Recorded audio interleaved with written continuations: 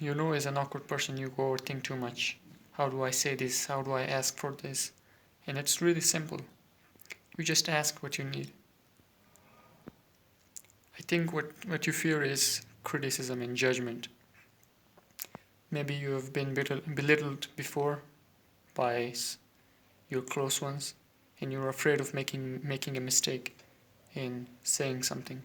Maybe you want to say the perfect thing, but the perfect thing doesn't exist. You know, language is a form of communication. We communicate through it, not to say everything perfectly.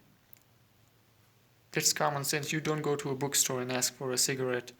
People know you're there to buy books, and if you need something, you just straight up ask, "Hey, I'm looking for this. Can you help me?" You know, when I was sent on errands as a kid, say for example, my family members sent me to bring a plumber, and I would ponder over this question of how do I go about asking this guy to come to our house, and I asked myself, should I tell him that we need his help or we need his service? Something simple as, hey, our water pump just broke, and he would have understood and come to our house. Another time, a couple of our relatives had come from another country, and they didn't know where the hospital was, so I accompanied them to the hospital. And once we were there, and they asked me to go and ask if this and that doctor is available, and I panicked.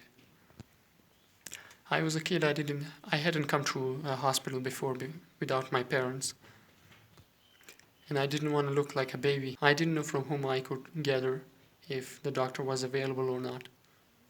When something as simple as asking another person who was walking by, asking him if the doctor was available, and that person probably would have told me to ask the receptionist, and I could have asked who the receptionist was and where he was, and he would have pointed, hey, look, is the receptionist behind the counter. You can ask him.